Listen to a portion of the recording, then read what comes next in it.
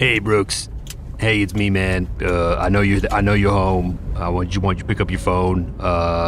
Basically, Scorchfest is over, man. It's just me here, man. It's just me calling. No booths, no bits.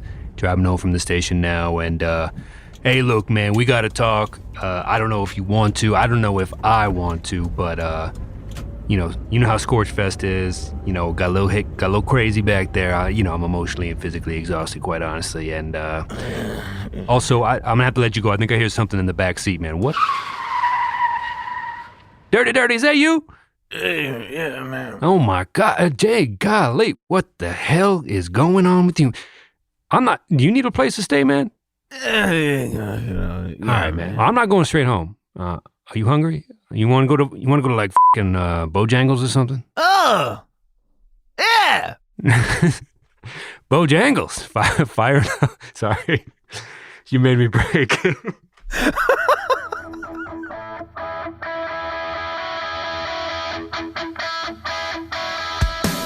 What is going on, everybody? I'm Tom. And I'm Pat. We're best friends, and you're listening to the Reminiscent Podcast. Scorched Earth buds. Yeah. Hey. Here we go again. What's up, man? Oh, just sucked back some Bojangles on the way to the studio. Yeah, Feeling man. good. Sucking down some things. I will say this, in North Carolina, I don't know if it's a North Carolina thing or not, or a United States thing, people very willing to sit in their car, like around the block, for just a Sunday morning biscuit. Biscuits are big. A lot of places to buy biscuits in the South is something I've come to learn. Anyway, so Scorchfest was something that came up on Twitter. We wanted to sort through all the takes because it got a little wild, Tom. Any thoughts? Are you all right? Are we sweating? Are we breathing heavily? Are we exhausted? Are we feeling the warmth? Are we basking in the afterglow? Are we a little, like I said, perspiring, maybe more than we expected to? Where's your headspace? Honestly, I took a few days off of Twitter because it was getting heated. Yeah, it was blazing as hell. It was blazing. All right. There were too many Paramore and Newfound Glory takes that I just could not get behind, wanted no part of. Yeah. Well, if you're not on Twitter, follow us at _reminiscentfm. We had some fun last week. And by fun, I mean a bunch of pop punk kids. Infighting. Yeah. Who basically only hang out because the rest of the world hates pop punk. Basically hating on each other for fun. Hopefully the key word there is for fun, but it seemed like pretty self-aware throughout. I think we took some screenshots and tweeted them. So hopefully people enjoyed poking fun at ourselves. But what I wanted to do the episode about was, to be quite honest with you, there was some pretty beefy takes, some steamers, some big old dumpies just laid down on the timeline. And I think they need to be addressed. We can't just be like, oh, that was fun. Later, let's not address these because I think there's some possible weight to some. We're not here to tear down, but there might be some that have a hint of inaccuracies or things we might disagree with, maybe a little. To them. Sure. However we feel about it. But some of them were very interesting, I thought. I don't know if you want to just go in order, because I guess we've never done like a Twitter totally interactive episode before. Yeah. Well, how did this even come to be? I honestly have no idea how it started. I just signed on one day and there were like 36 notifications all about shit takes. Yes, at one point, and I'll pull up the quote here if I can, Melissa basically got on Twitter and was looking around and was just like, so are people serious or are these just random takes? Because these were at one point so ridiculous that people who follow the show regularly were legitimately confused as to whether it was a giant bit. But, I think it started with that screenshot from Tangled where Flynn Rider, I believe the name is, it has all the swords pointed at his face. And, oh yeah, you know that screenshot. Everybody knows. Anyway, people are always quote tweeting that like, what music take has people like this like pointing swords at your face or whatever. Yeah. And it's happened like 2 or 3 times in the last year. I'm sure it's an Eric Alper tweet at some point. That dude definitely raises a lot of questions on Twitter that people love to respond to. Nothing wrong with getting engagements on Twitter. We're in the same game, so not here to hate on that. But we basically woke up Thursday morning, Friday morning maybe, to a take from Titus that I'll try to read first when we start going through them. And we just opened it up to the greater public, and they rolled in throughout the morning and throughout the day, honestly, and throughout the night and throughout the weekend. Like there was just plenty of things getting said. Up until like 10 minutes ago, there was stuff coming. Honestly, it started talking about Scrubs, the TV show at one point. So it was, going over different mediums and things like that. But it was very fun, very exciting. Maybe we'll do it next year and give people time to prepare their like takeiest takes or something, just to have some fun with it. But hopefully it was fun. Do you want to just dive right in, Tom? Because I think there's more than we expect. Because I think some of these might take a little time. And I saved the Blink discography stuff for last. Oh God. Yeah. Yeah. In my opinion, in my memory, that's how it started with the Blink, your awful, terrible Blink takes. Oh, okay. Here we go. Well, we can start with the Blink takes if you want. Is that where should we just kick it off? Let's say this. Let's do it. Let's do it. Yeah. Okay. Dirty over here. How you doing, Dirty? Okay. So basically, if you're just joining us this week, welcome. And our classic debate on the show, well, we have kind of two, is Tell All Your Friends a better album than Louder Now in terms of Taking Back Sunday's second best album in our opinion? Is Tyson Ritter or Kenny Vasoli a better bass-playing frontman? Stuff like that. Tom's classic, tongue-in-cheek bad take is the Beatles are, in fact, bad. And mine is There's no tongue in any cheek in the vicinity. Well, hey, I still think it's a long con on your part. That's what I believe. That's what I'm holding out hope for. My bad take is that California is better than Neighborhoods, which people disagree with. But in the spirit of getting all of the dirty laundry out, it just happened to come up that Titus tweeted at us. And he said, okay, I've thought about this. And this just came in randomly. It all started pretty organically. Okay, I've thought about this. And I have a scorcher. MGK's pop punk album is catchier and better than Neighborhoods. This is what started it off. Tom, the floor is yours. Oh, wow. Pace yourself. There's going to be plenty. Right. So that was coming in real hot. I know we used the gif from Terminator of the skeleton clinging to the fence and getting the flesh blown off the body. That set the tone, I would say. And I just would hope the floor is yours. Can we get some initial thoughts?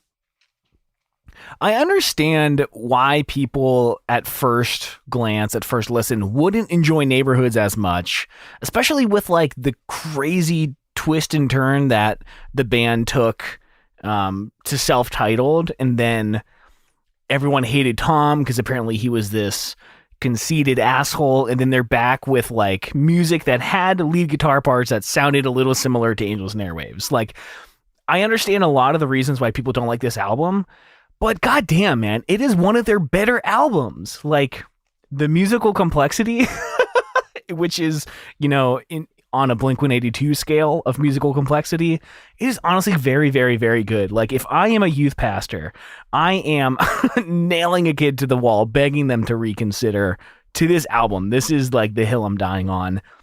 Neighborhoods is a very, very, very good album. Also, if you're just joining us this week, there's an anecdote frequently told on the show where somebody who happened to be a youth pastor was at a show with Tom and nicely asked him to reconsider, say anything just as a band in general. So out of context, the Postal Service. It was the Postal Service. Was the youth pastor. There are many instances of this with Tom throughout his musical journey. So many. And thought I'd just toss in some quick context to that particular sentence. Maybe needed, maybe not. Moving right along, Adrian chimed in soon thereafter. Quote, I've never listened to California, but Neighborhoods is better than self-titled. So, what I want to do... Yeah. Let's just take deep breaths. There's no more Blink stuff. This will probably be the first third of the episode or so, if I had to guess.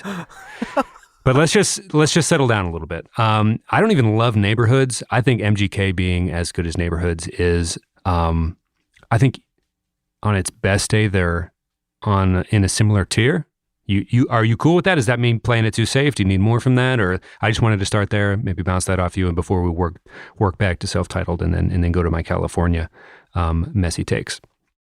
I guess to like give that whole thing some context, I mean, I'm very annoyed by the fact that all these big publications were saying that like Machine Gun Kelly is like rewriting pop punk history, or he's like reinvigorating, or he's reinventing.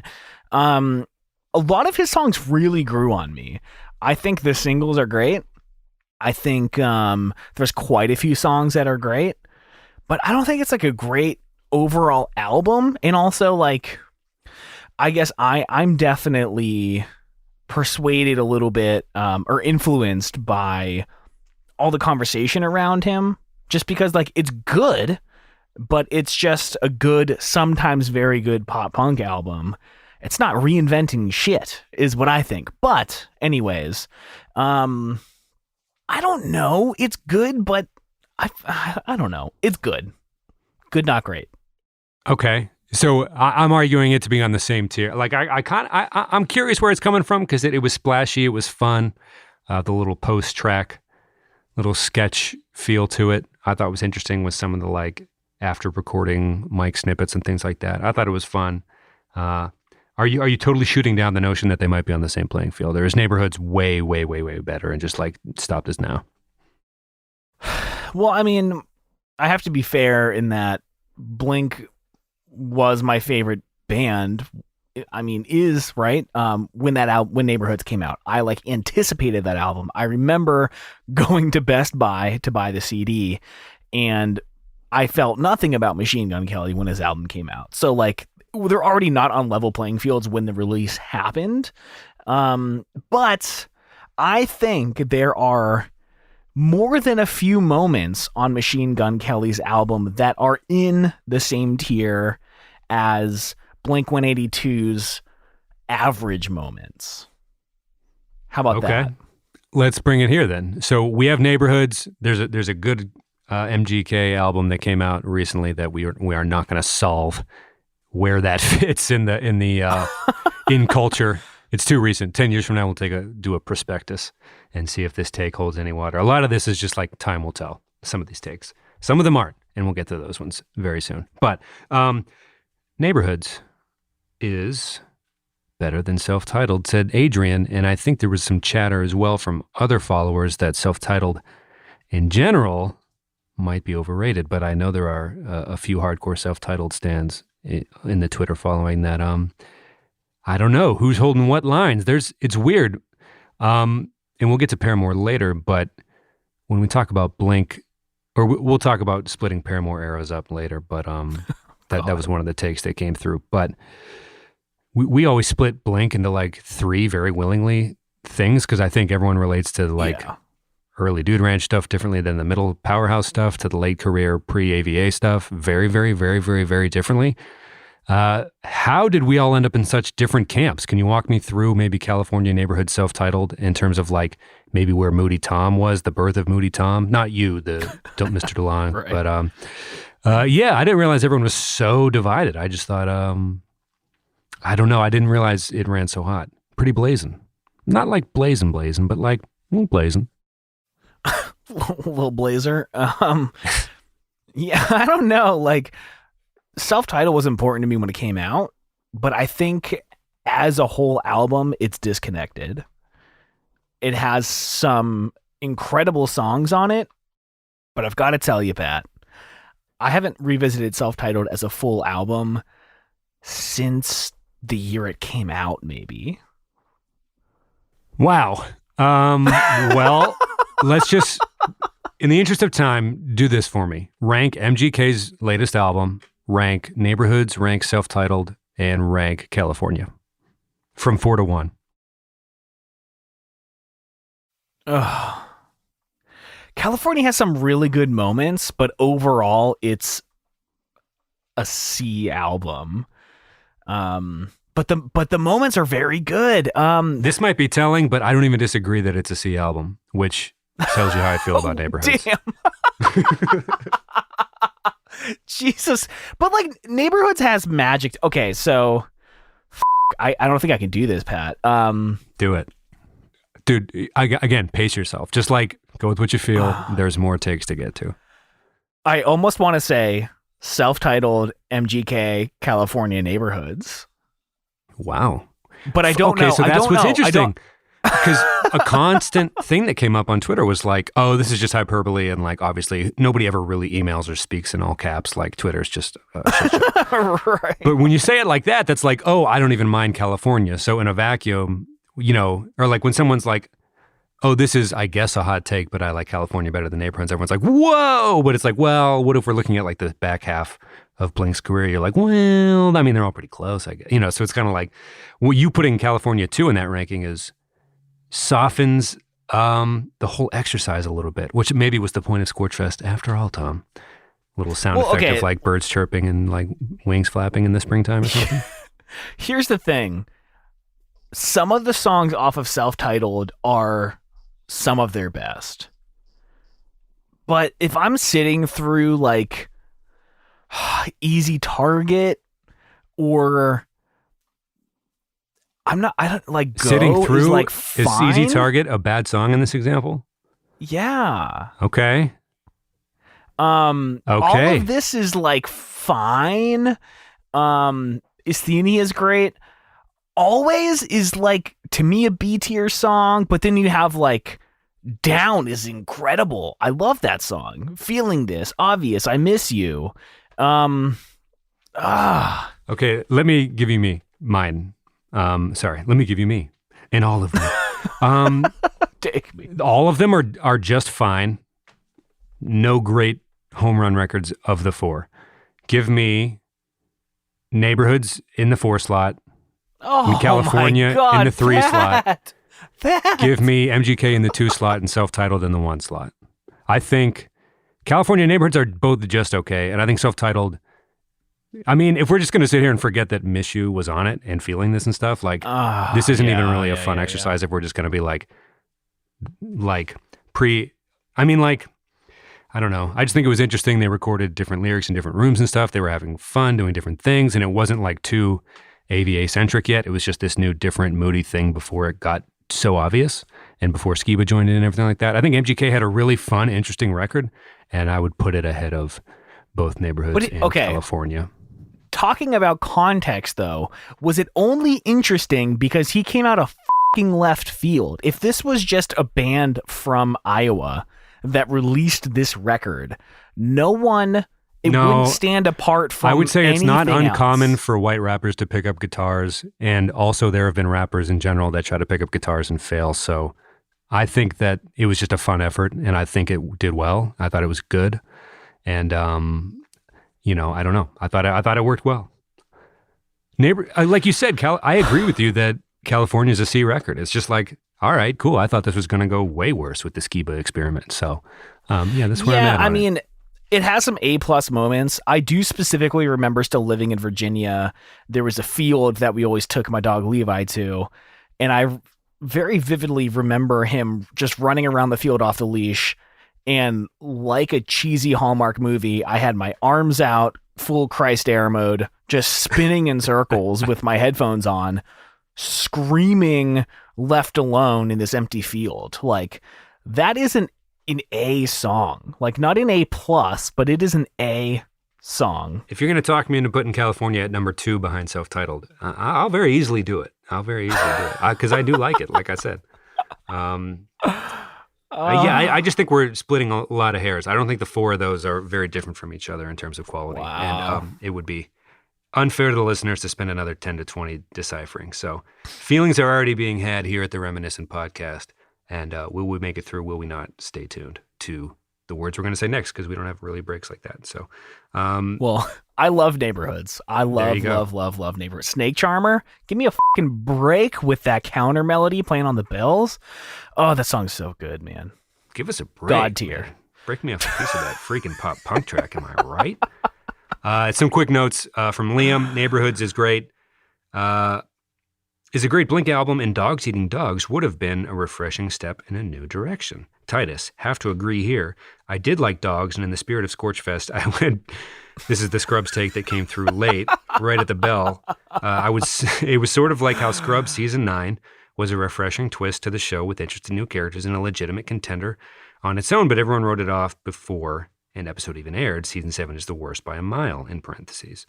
Very creative take, bringing in takes from other realms of takehood. I don't know what the I'm saying. But yeah, I was less familiar with the dog eating dog stuff. Do you want to talk about that for a quick minute before we go to the next take? I don't even think I could get through that EP. I remember listening when I was like loading all the milk into the fridge at Northside Social and just being like, no, this isn't it, man.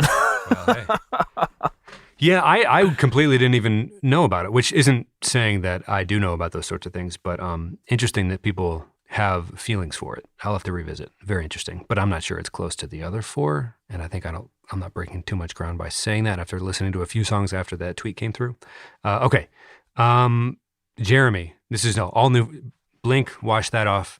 I think those are all very close records. But my hottest take, I guess, would be that Riot, ! Is Paramore's weakest album overall.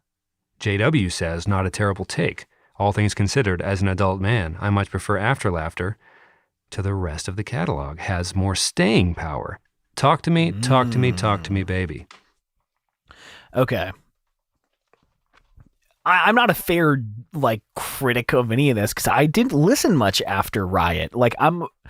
I'm familiar with most songs on Brand New Eyes. Some of them intimately familiar with them, but I didn't listen to After Laughter or even currently much of Haley's stuff. I don't know. I just, for some reason, they totally fell off. I think shortly after Riot came out, I was really into, I just listened to hardcore and metalcore for a couple years. So by the time Brand New Eyes came out, I had kind of, can I ask you a question? Fallen off a little bit. Yeah. Did you hear Only Exception and form wild assumptions that help informed you tuning out a little bit? What does that mean? What? I would say you and I have similar Paramore trajectories, and that's whether or not that influences our final ruling on, not that there's final rulings, but when we circle back to the Riot stuff, I do remember hearing Only Exception on the radio and being kind of this is really pleasant and nice, but Paramore feels very different now. And whether that was a fair or unfair take at the time, I just remember that age me being this is, I wasn't mad about it in really any shape or form. I just remember feeling that there was a shift. So I wanted to touch on this for a little bit. Do you want to hear about the first time I heard Only Exception? Bring it. Lay it on me. So Megan 1, the girl I dated my freshman year of college, ended up leaving me for this other guy that I kind of knew she was seeing behind my back most of the time. I forget, months and months later, I forget what happened. I had something of hers or whatever, so I returned it to her house, and she had this guitar there, and I was like, "Oh, are you playing guitar now?" And she's like, "Yeah, the dude bought it for me. Do you want to hear a song?" And then she's like, "I want to sing it to him, but I feel nervous." And then she just sang The Only Exception, telling me that she wanted to perform it to the guy she left me for. That's f***ed up. I don't know who got the shaft more, you getting sung that song or you playing that repetitive drum beat in grade school to those girls you invited over to your house. Intimate bedroom live performances can be tricky for sure. That is pretty brutal. I do have to say. I guess kudos to her for having the and I'm being kind of joking here, but the kind of the cojones to even ask, be like, "Hey, do you mind if I run this by you real quick?" Okay, am I the one person that would need to okay this? Seems oddly, not even more than salt in the wound, just a second wound near the other wound, just ow, this hurts my body. That's rough. That's hard to hear. I'll be honest. Yeah. That's f***ing brutal. Yeah, but then you know what? 3 years later, we ended up at a Wonder Year show together and got to dance together in the pit, and everything was fine. So nice. Wish her all the best. She married a guy named Thomas. How do you like that? Hey, you know what?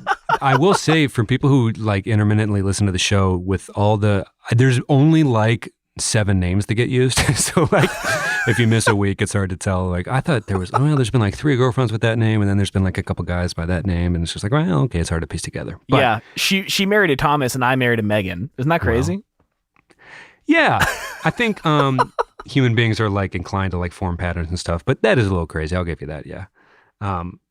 What are the odds? I don't know. Maybe the odds aren't that crazy, but it is a little crazy. I don't know. I don't want to just like sit here and crazy. Like, it is crazy. No, like, it's no, crazy. Tom, that's dumb. I've been listening. Never mind. It doesn't matter what I've been listening to, but it's just kind of like, well, is it that crazy? And it's like, Pat, come on. It's supposed to be a light story. It's like, no, you're right. It's a little crazy. Yeah, it's crazy. Sorry for ruining the dinner party, everybody. So yeah, I think very unfairly, I only have paid attention to the second 2/3 of Paramore's career since really starting the show. I will say that there is loyalty, just loyalty to Brand New Eyes, After Laughter, all these things. Paramore fans, like Paramore fans, are almost more fond of everything that came after Riot exclusively. Like if you really know the band or know the fandom, then you know what's up. And you know, it's almost like a Haley Liberation Army or something. Like the expression of art that came out, some of the jumpsuit coloration, kind of modern art feel, look, the hair colors started getting there was an exploration of, I don't know. But I wanted to ask you this. I'm not against or for any of the eras in particular, because I've grown to really like, to JW's point, some of the later stuff maybe does have more staying power. I don't know. Like, are you just going to be like thinking there's a conspiracy against you for the next 40 years? Maybe, maybe not. But it's nice to throw on, I don't know, Hard Times or something, or Rose Colored Boy, and just kind of jam out while washing the dishes on a Saturday morning, for example. Like different albums for different times of year, I guess, maybe. But we split Blink-182 up all the time. Like, there's 3 different eras, and there's practically 3 different bands. Should we have been doing this the whole time with Paramore, or has that been going on for people that really know the band and we just haven't really talked about it ourselves yet? I don't want to pretend like we're inventing something that very much exists, but I think there's like a post one of those Farrow brothers, not the drummer, obviously, era of the band, right? The current iteration. Thoughts on just breaking Paramore up and kind of just like compartmentalizing a little bit to make it easier on ourselves? I think there's a few bands that I would be a fan of doing that with. Blink being the obvious one, maybe Green Day, but yeah, let's consider it 3 different bands. Well, I guess we have to answer Jeremy's original question. Is it possible that Riot is their worst album? No, because I mean, he's considering Crush, Crush, Crush as part of the album falling off there. That's a good fucking song, dude. I don't disagree that it comes down a bit from the beginning. I mean, they front-loaded the hell out of that album. Interesting career trajectory, because for us personally, Riot was what turned us on to them. So it's like we held it so dearly in our hearts. So it is insane for my like ears and to even hear like, oh, could it be their worst? Like maybe, but the cover art and Hallelujah and some of those songs are just like, was our introduction to just Haley as a performer, the voice, the band, some of those songs, sounds, and then going into All We Know Is Falling after that because we had missed it because we were just from Erie or whatever. And we also just miss everything. We have music Sherpas on the show that we reference because we are bad at this. So, yeah, it's weird to have someone be like, and maybe correctly just be like, that might be their weakest one. I'm like, it's the reason I love them. So it's kind of hard to like divide that up in my brain. I think it's possible, man. I'm not even sure this is a scorcher. You know, I saw a tweet a while ago that was like, is this really a good movie, or did I just see it for the first time when I was 8? You know? And yeah, yes. Yeah. I mean, totally, that's the show that we do, right? Is like arguing about how. Well, I mean, would you ever try to compare Dude Ranch in California, for example? Oh, no. Like, not even, no. So I think it might be unfair to take After Laughter, maybe very specifically, and compare it to Riot at all. So really, that would be my cop-out answer is like, let's just split these up and not have to think about this because it hurts my heart a little bit. Yeah. Haley's voice is like 1 in a trillion on Riot, though. Like, it is perfection. Riot is so good. Actually, let's turn the heat back up a little bit. What the hell are you talking about, man? Riot is so good. Yeah, you, Jeremy. Yeah, I know. This is, like, oh, let's all have fun. No, this is Scorchfest, damn it. It's very possible that Riot is way better than a lot of Paramore albums. On the other hand, I don't know why I'm betraying my own heart this much. No, wrong. No, so I think like moral of the story, we don't agree, but that's just us. And I think we just went through 10 minutes describing why. But if you feel that way, I could see it, but also no, that's incorrect. Okay. You know, the more I listen to the song, the more I wish it was just the Wii soundtrack. That would be much cooler. But anyways, I want to thank our Patreon supporters, our top tier Council of Elders. In this group, we have Andre Prevost, Johnny Leftwich, Jason Carey, Anonymous, Chris Lukey, JW Johnson, and Nathan Eshelman. Thank you all so much for supporting this show. You are funding some really super awesome, super secret projects, of which the Patreon supporters are now starting to see tiny little glimpses of. It's very, very exciting.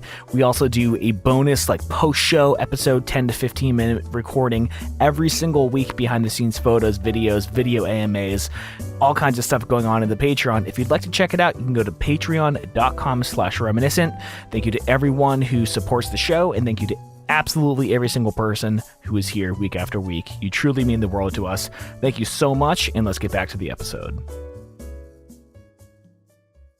All right, let's move right along. Whew, man, I put this in the middle just so we can cool down a little afterwards, but this was the take that made us want to shut it all down. And poor Nathan got... And I'm glad everyone had a flood of like...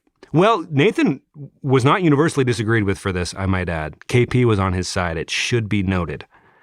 But yeah, everyone was pretty fired up about this one. It was a take about a band by the name of New Found Glory. And... it was interesting because as soon as he tweeted it, he was like, I don't know if I have the stomach for this. And, we were all basically, right. Everyone really liked that tweet. But then KP came in and was like, you can delete it, but you're not wrong. So she was getting some support as well. But everyone was fired up. Gifts like, you're not my friend, blah, blah, blah. And we were just like, whoa. It was the scorchiest of the scorchiness. Scorchiness? Torchy, scorchy, blazing, for sure. Flame grilled? What did Bobby Flay, did he have a saying? Well, some of the cooks have sayings, but I don't always remember. Anyway, maybe it surprises all of you that I'm not that familiar with Bobby Flay's work. Moving on. But this take had the most grill marks on it. We'll just leave it at that, and I will read it and stop delaying. Quote, without exception, the only good New Found Glory songs are found on their cover albums. Period. Every original track, including My Friends Over You, is hot garbage. End quote. Jesus Christ. Coming in blazing. This was easily the most fun I think we had with Scorchfest, just because it lit everyone's hair on fire. And kudos to Nathan for, I think we all have those skeletons in our closet as far as takes. Like, well, this is what I truly think. And dude went to fucking confession that day. Yes. So we appreciate everyone for even doing this. We should just keep repeating throughout the show. But Tom, the floor is yours. Talk to me, baby. Damn, dude. Their cover albums are not very good. So that makes me wonder how you feel about their good songs. Like, I'm just thinking of the Titanic song. Every night in my dreams. Like, he didn't even do the high note. It was just like, oh, it was bad, dude. Like, okay, I love New Found Glory, and their covers are fun, but like, there are some bad covers. Just bad. I don't get how you can hear that and think that is more sonically pleasing. There's the hot take is, are they even good at covering songs? Just because they did Kiss Me Well, did it warrant like 3 full other albums full of covers? Right. Maybe not. But, so yes, I think we're kind of softening this by saying, okay, is New Found Glory flawed? Possibly. But, the take itself was without exception. The only good ones are on the cover albums.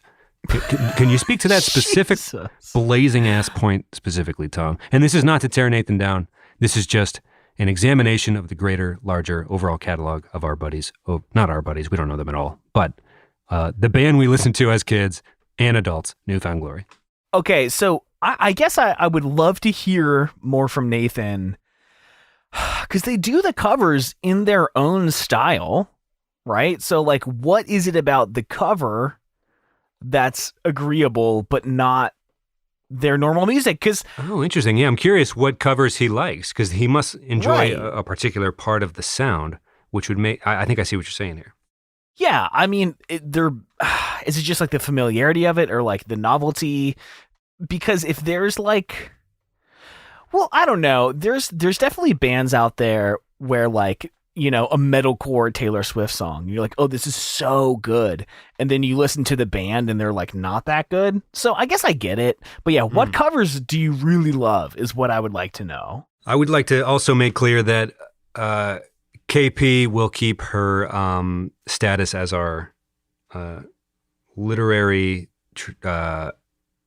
agent. I know it's not literary agent, but our reference guide for all things classic literature as it pertains to emo lyric usage, despite her agreeance with Nathan on this, that you're not wrong at all. Oh, she's on thin fucking ice, dude.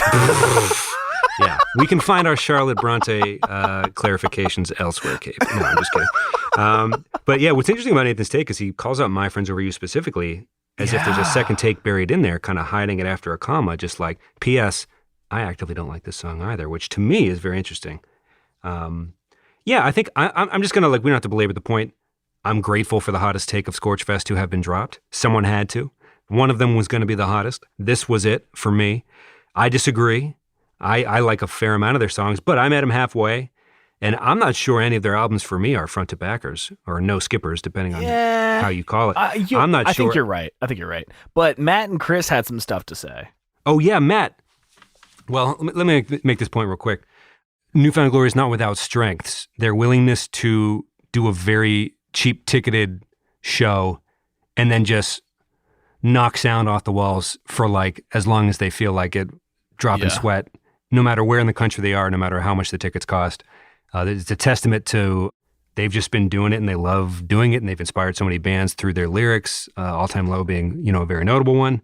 Maybe their strength is their live shows. Is it possible that New Found Glory's main strength is that? I don't know if you have a quick thought on that.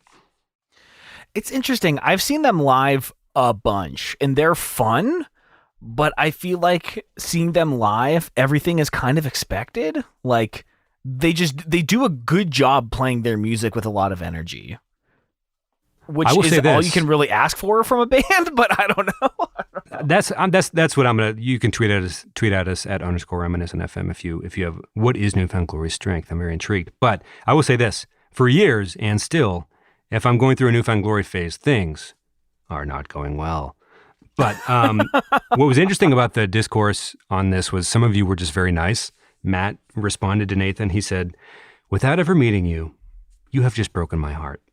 I'd like you to reconsider the song Vegas," which was just like, hello, I've seen your take. It has made me sad. And here's an example of why I disagree with you. I was like, wow, this is really nice. And then like 10 other people were like, F this guy. I was like, whoa, maybe, wow, Scorchfest getting out of hand a little bit. So we had to like maybe shut it down. Yeah, we had to shut it down a little bit. But love the energy, but you know, keep it friendly, folks. Anyway, yeah, I like Matt's energy there. Just like, oh my God, he seems so devastated.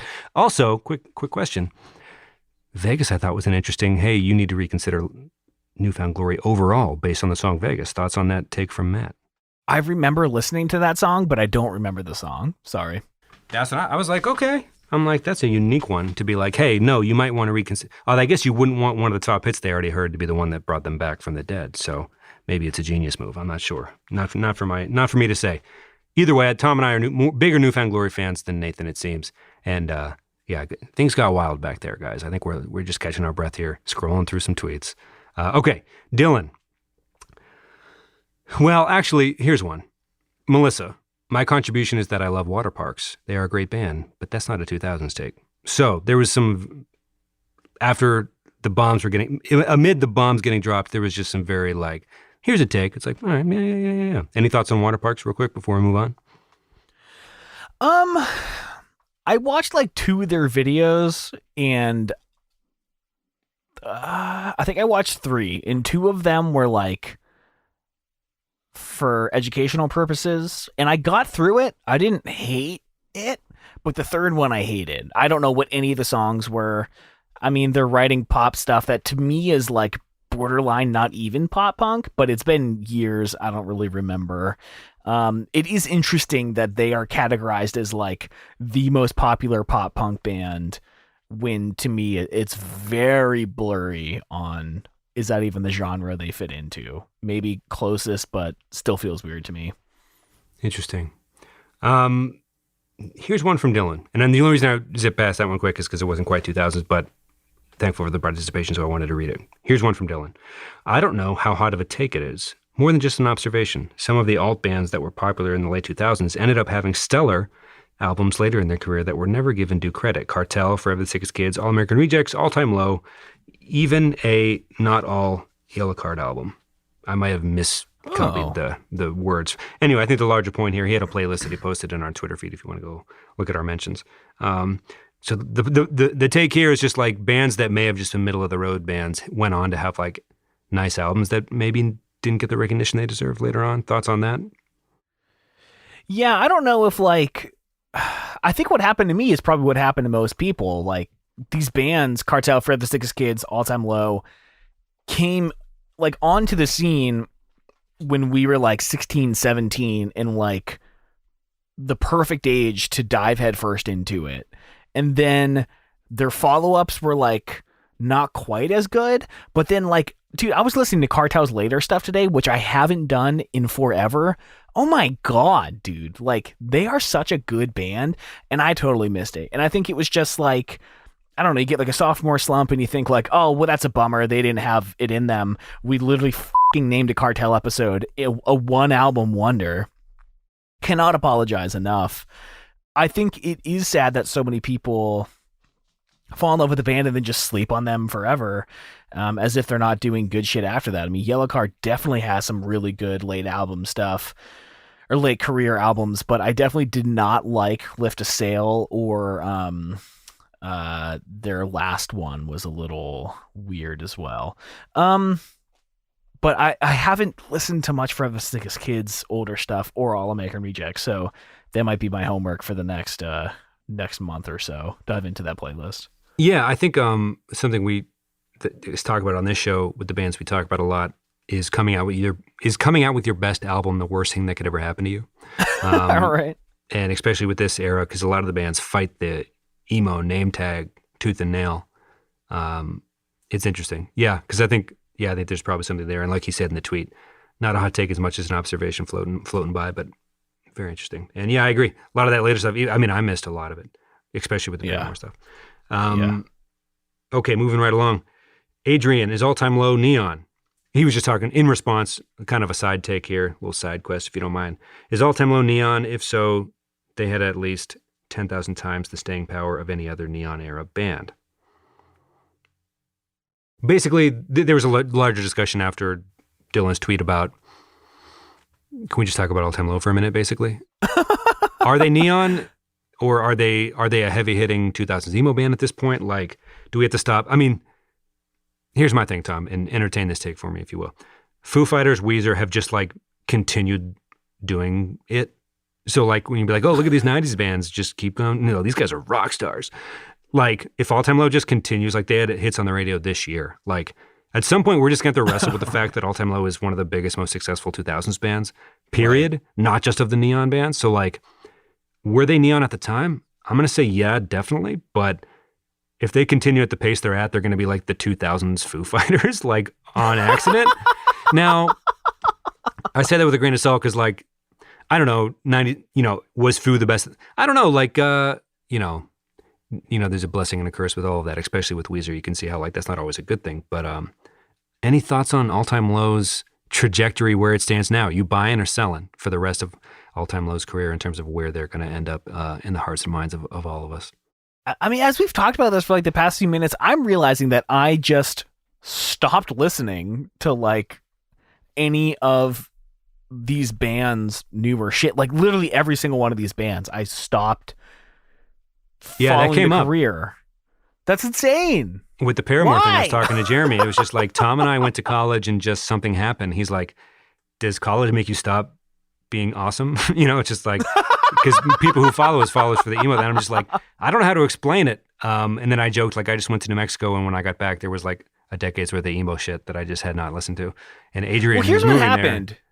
What's that? Oh, Adrian's moving there. Well, he's moving there. He's like, well, that's why I'm moving there. I want people to be aware of emo albums no matter what state they live in. And I was like, well, I wouldn't blame the beautiful state of New Mexico for that. That's just me. Yeah. That's just me missing a ton of stuff, which is like the whole storyline of the show is us being helped by others to listen to music. But yeah, no, I hear you, because I think we both fell off. I don't know what happened. We just did. No, this is what happened to me. 2007 and 8, it started with Under Oath, and then it was Norma Jean, The Chariot, and then Attack Attack came on the scene, and that brought me through the end of 2009, and then the Wonder Years hit, and then it turned in, there was like a new generation of like emo pop punk bands, thinking of like Knuckle Puck, Real Friends, Me vs. Hero, all like a lot of I guess like easy core bands hit the scene. Also, 4 Year Strong was coming out with different stuff. I listened to 4 Year Strong's first 2 albums so much, I pre-ordered the third one on vinyl, made it through like a song and a half, and never listened again. I think for me, I hit like a new generation of these bands that really popped off in 2011. Also, The Story So Far.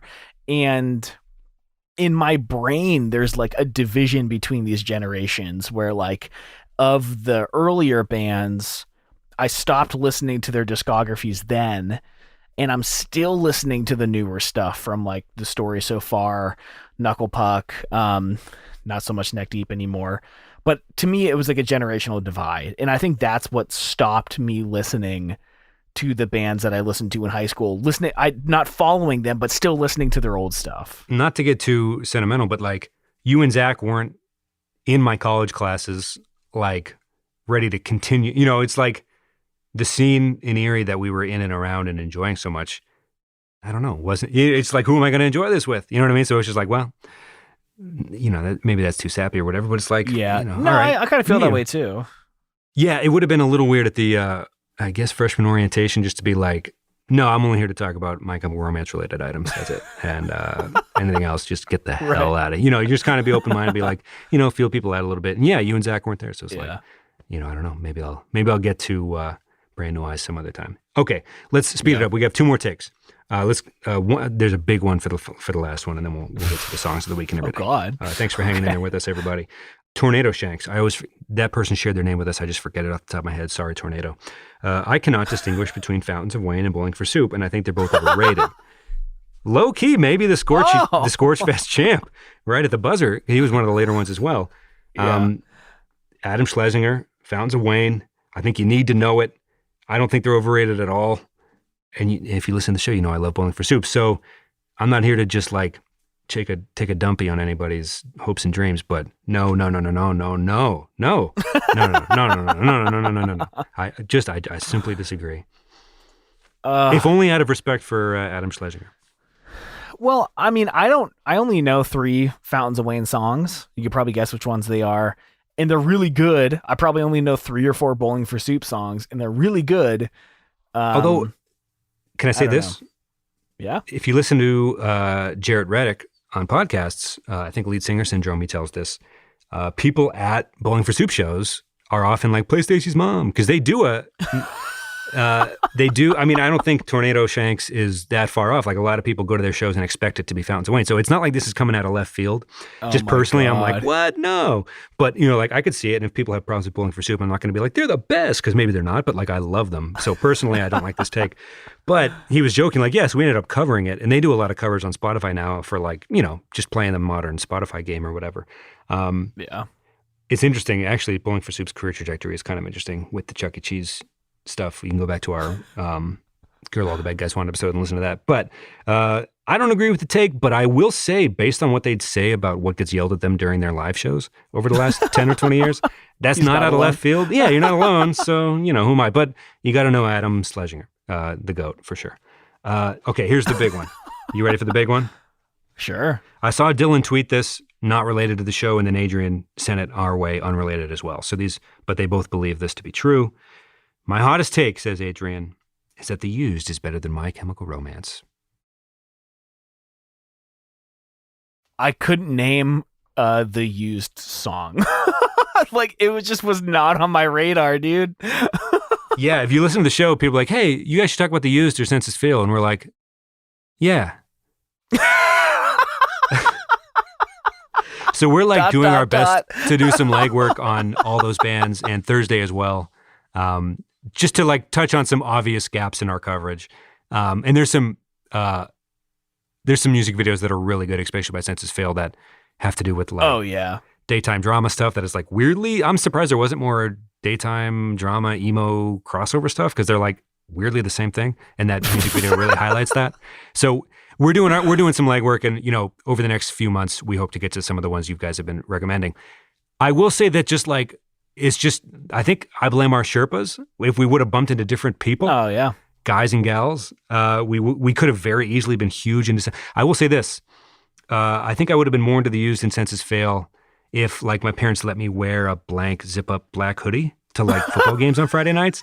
I just feel like there was a character of a guy who was a little edgier than me, who like could pull being a Used fan off a little better than I could. I was just a little fearful of like the guy I couldn't be. So I was like, wow, that's nice Census Fail sticker on your backpack. He's like, it's whatever, man. No, I don't know who this person is, but I just remembered not being zip up blank black hoodie guy. And if I had been, things would be different in general, I think. But yes, a lot of people seem to believe this to be true. There's a very hardcore Census Fail they use, and not to lump them too much during this take, but people stand by them. They're like very emo bands. I think we're learning, if nothing else. So I do remember Adam, the second guitarist of our band, playing do you say the Used song? A Used song? Stupid. I think you can say a Used song. I don't think a Used song. No one's going to jail here, son. Right. I do remember like hearing it, but I don't think I've ever listened to them. I'm sure whatever their biggest song is, I've heard, you know, by proxy at some point. Census Fail, I think it would have been Seth tried to get me into them, and there were two songs is that totally I really a zip loved. up blank black hoodie guy. That's Yes. exactly what I'm talking about. With the great bleach hair, bangs coming out of it. great wardrobe, just a better emo kid than I was, and I didn't think I had what it took to pull off being a Census Fail / the Used fan. And to give some context, I had an American Apparel blank gray hoodie, and not even a heather gray. I mean like a 50-50 black and white like gray hoodie. So I was like only half an emo kid. Also, keep in mind that we were the pop punk idiots of our scene, so we were playing our roles well. Yeah. By not. So really we were doing a service to the community, and really that's how we're going to play it off in our own minds. But no, points were made. It's interesting that some of the larger swings taken during Scorchfest were like, is it possible the Used is just straight up better than My Chemical Romance? It's like, well, whoa. And it's like, is it possible Riot's not even that good compared to literally any other Paramore album? It's like, but some of these you think like, I don't fucking know. I mean, the Used is a really emo band. So in the subgenre, it's kind of like, I don't know, if you're not that into My Chemical Romance, you know, I don't know, if Jeff Rickley never helped MCR get on the map, you know, would the Used have been, I don't know. But a lot of people aren't like blown away by that take, which blows me away. Consider us scorched, Tom. Consider me blown. Yes. Please leave that in the show. Please leave that in the show. Okay. I think we've gone on long enough. Any closing thoughts on Scorchfest? My closing thought, I have two. We kind of alluded to it at the beginning. It's so fascinating to me that like, all right, I was on YouTube the other day. I really like the Braille skateboarding channel just because to me it's just good, something good to watch on mute while I'm working. And, you know, they're doing the engagement game and like said like, what kind of music do you like to listen to when you skate? And the top comment was like, I really like pop punk. And he said, I like pop punk and hardcore. And I was like, oh, so you love the story so far then, you know, just kind of joking. And someone in the comments was like, wow, imagine still listening to pop punk in 2021. And like, I just don't understand why everyone fucking just like disrespects pop punk. Like people are more outspoken about that than like I feel like even emo music. Maybe they make fun of like the people, but people just shit on pop punk all day, and I don't understand why. So it's funny to me that like everyone in our Twitter, which cannot appreciate you guys enough, makes everything about this so much fun. But like we are all outcasts, and we still have such crazy different opinions about some of these bands and albums. It's just like, how niche can you get before you like agree with someone on most things? You know, it's crazy. It's crazy. Yeah, if we all crashed, if we were all in Lost, the TV show, would we all die over whether or not MCR is better than the is before we met each other? Like, in theory, right. We're all very similar, like-minded individuals. No. Right. I don't know who's killing me in that situation. I think KP is killing me in that scenario. I think I would definitely get killed by KP in that one. I think she would last till the end for sure. And I mean that as a compliment, just like I'd want her to be on my team. I think if I had to form alliances on the Survivor reality show, I'd be like, Jeff, where's KP? I gotta do one of those like, hey guys, I think I'm gonna like become friends with KP. I think she's gonna last till the end, and I'm just gonna hitch my wagon and play this right because I just don't know how this thing's gonna go. Actually, we were talking about what reality show would be. I'm wasting so much time. This does not matter at all. This was not even that funny of a joke. Tom, I think I just cut you off. I'll stop talking about Survivor, and I think you all would survive on an island. Honestly, thanks for listening. Okay, bye.